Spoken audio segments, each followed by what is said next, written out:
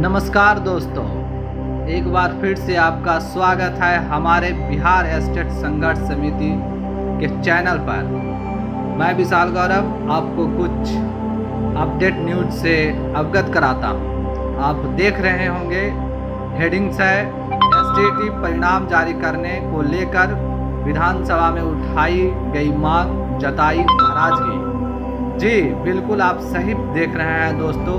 अभी जो हमारा विधानसभा चल रहा है उसमें कुछ लीडर के द्वारा, कुछ नेताओं के द्वारा, हमारे द्वारा किए गए प्रयासों के कारण वे हमारी बातों को उठाए हैं। चलिए देखते हैं कि आज ये रिपोर्ट जो सिवान से आई है, क्या रिपोर्ट है।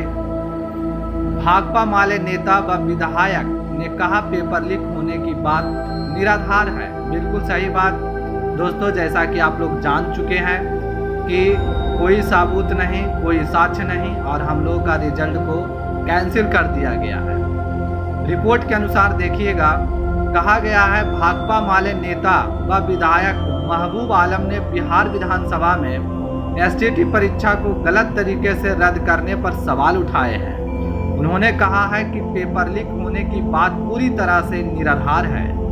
उन्होंने आनंद किशोर के बयान का हवाला दिया है, जिसमें आनंद किशोर ने साफ कहा था कि परीक्षा में कहीं भी किसी प्रकार की अनियमितता की शिकायत नहीं मिली। तो फिर 5 महीने बाद अचानक परीक्षा को रद्द कर अभ्यर्थी के साथ नाइंसाफी क्यों की गई है। बिल्कुल दोस्तों, जैसा कि हम लोग जानते हैं कि हम लोगों ने 28 जनवरी को परीक्षा दिया था और जहाँ जहाँ भी धांधली की बात हुई थी, जहाँ भी क्वेश्चन लीक की बात हुई थी, वहाँ फिर से री एग्ज़ाम ले लिया गया है।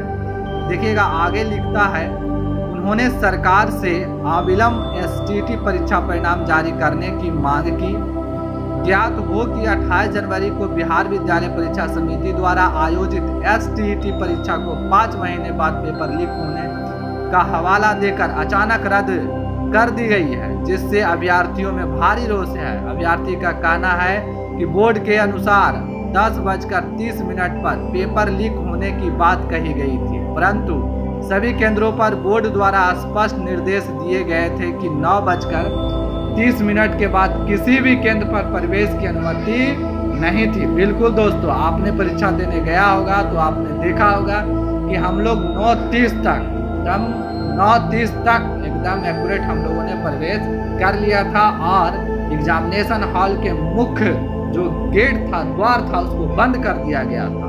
और आगे देखिए दोस्तों, कहता है और 10 बजे से परीक्षा आरंभ हो गई थी। यहाँ तक कि सारे केंद्रों पर बिहार बोर्ड ने जैमर लगाया थे, जहाँ 9:30 के बाद फोन के नेटवर्क काम करना बंद कर दिया था। दोस्तों आप जानते हैं जैमर क्या होता है।